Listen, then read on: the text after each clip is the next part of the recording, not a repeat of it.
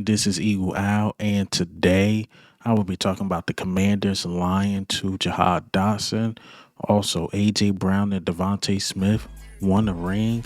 And lastly, Hurts revealed he was hurt last year. But let's get straight into it.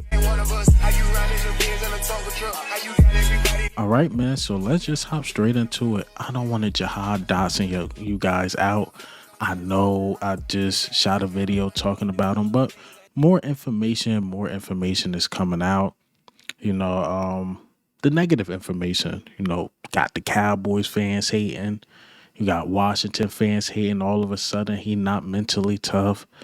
And I think this guy is perfect for the Philadelphia Eagles. Perfect. We're not asking him to do too much. We asking him. I know I said in my last video the fifth option. I would say the fourth. I would say he'll be behind Goddard. We asking him to be that guy. He get a fresh start in Philadelphia. And I was thinking about this too, right? When you look at the Eagles team in general, so let's just take the Philadelphia Eagles last year, epic collapse. So you got the guys that were there last year. They want revenge. They hear the things that's being said about them. Jalen Hurts, definitely. DeVonta Smith, A.J. Brown, Dallas Goddard, the old line in general. They heard all the noise about the team being a fluke, this and that. Then you got Saquon Barkley, the Giants playing them out. We seen Hard Knocks. Now you got Jahan Dotson, who all of a sudden can't play. He's, again, not mentally tough. So you got a lot of guys, just the offensive side of the ball, that want revenge on a league to show that they can play. And we talking about not just no ordinary guys. We talking about guys that are stars in this league. I could just go into the defense, like Jordan Davis got a chip on his shoulder. Jalen Carter got a chip on his shoulder. C.J. Gardner-Johnson, chip on his shoulder. Devin White for sure, chip on his shoulder. Devin White is playing for his NFL career. So we got a lot of feisty guys. And I think Howie Roseman did this on purpose. He want guys that's like, okay, you think I lost it? Okay, cool. Let me show you that I got it. And he picked these feisty guys for a reason. But the reason why I'm saying that the Commanders lie to Jahan Dotson is because this tweet came out and it say, so this is coming from the Commanders reporter or Washington reporter. And this guy had to say, I'm told by a source close to the situation that the Commanders affirmed to Jahan Dotson 2 days ago that he wouldn't be traded. 2 days ago. Well, 3 days as you guys see this video. Because he was seeing the rumors. 2 days ago, I think I put out a video, like 3 days, saying that, like, yo, I'm hearing this Jahan Dotson thing. I'm not sure if it's true or not. And he probably was seeing, like, just videos, tweets, and stuff like that. He probably went up to management like, yo, y'all looking to get rid of me? Lied probably to his face and got rid of him. That's crazy. That's messed up, man. But there's this guy named Brian Mitchell. He played for the Commanders, a former running back. And he spoke to WIP, and this is what he had to say about Jahan Dotson. Said it would have competition. Yep. You know what I'm saying? I think some guys felt like, yeah, it won't be me. I don't have to compete.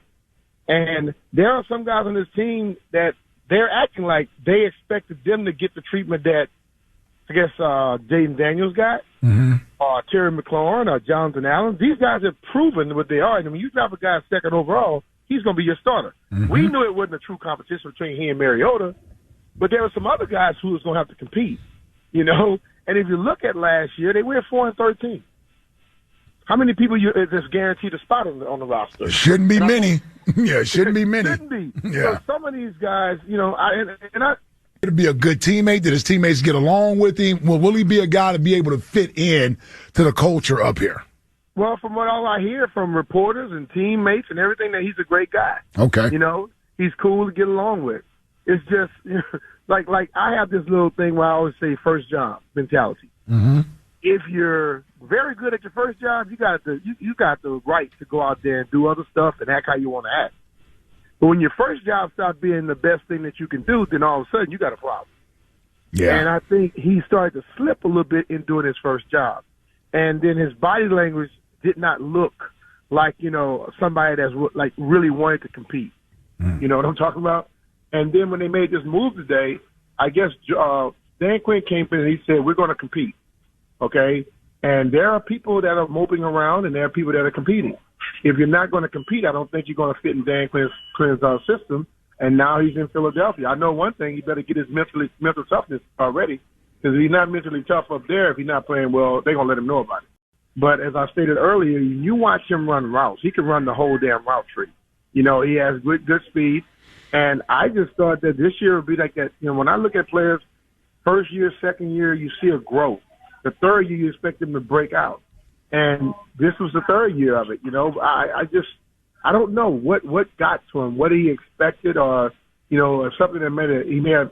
Sometimes you expect something to go a certain way and it doesn't. You don't know how to react to it. That could be the problem.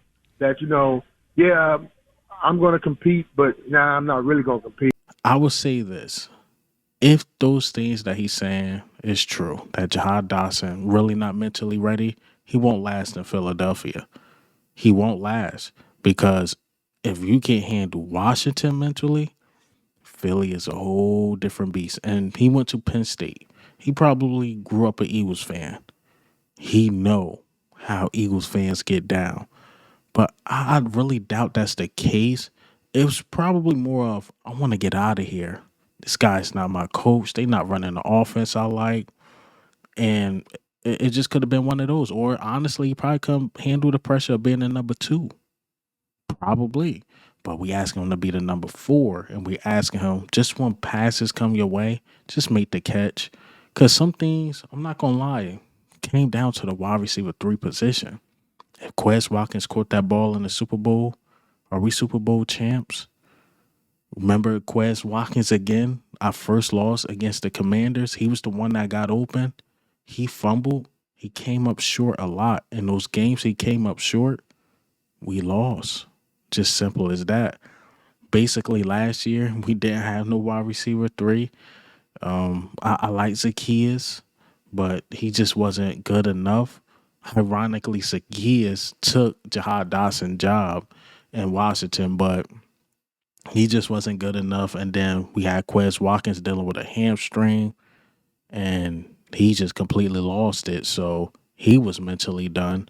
So we probably do need like a competent wide receiver 3. Just again, when his number called, just make the catch. You're going to get about 3-4 targets. Catch the 3-4 targets, please, because more than likely it's a 3rd and 3 or something you get in the ball. Or maybe it's a long ball because everybody is so worried about A.J. Brown and DeVonta Smith. You got to make those catches, man. But again, if he's not mentally ready, yeah, there might be some problems in Philadelphia, but I highly doubt that's the case. But off the Jahan Dotson thing, let's talk about something else. Let's talk about A.J. Brown and DeVonta Smith. Shout out to John Clark. He spoke to these guys, and he asked a question about, like, their money situation, and basically saying, like, do you feel like you owe the fans, like, something, a ring, bring a Lombardi back home? And this is what DeVonta Smith and A.J. Brown had to say. Trying to bring that Super Bowl back here? For me, yeah, definitely. I feel like people upstairs, they gave me this not only for what I did, but because they trust me. They trust me to go out there. They expect me to go out there and do my job, and I owe that to them. I owe it to myself. All the hard work that I've been putting in. It's just kind of, it's a blessing, but it's still also it doesn't stop here. You don't just stop because you have that. Now you have to continue going. How about for you? Yeah, same. I want to win. I want to win one for the city. I know we got close, but I think like you say, it's a responsibility. It comes with a responsibility, and just coming to work each and every day, putting it on the line each and every day. I want to do it for the city. John Ross was talking. I love the answers. Man. A.J. Brown and DeVonta Smith, they want to win. They just simply want to win, and we need winners on this team, especially after last year. You like to hear your captains talk like this. It galvanized the team because Philadelphia, We're not one of those teams like, yeah, we go to the playoffs and win one game, we're celebrating. No, we want it all. We need it all. We need all that. We need an NFC championship ring and we need a Super Bowl ring. We need all that. We ain't satisfied with being losers or anything like that. Last year, teams and fans of these other teams probably kill for a record like that. It's not the standard in Philadelphia. It's not, and they know that. So again, it's good to hear AJ Brown and DeVonta Smith talk like that. I want to talk about Jalen Hurts too. This made me respect Jalen Hurts more as well. So last year, it was all assumption. We was like, yeah, it seemed like he's dealing with an injury. And Jalen Hurts basically confirmed it during his press conference. Let me play this clip. Versus last year, you had a longer season last year, or for whatever the reason may be. What do you mean? Do you feel physically better than you did last year? Well, I think I'm in a better place. Yeah, I think I'm in a better place physically.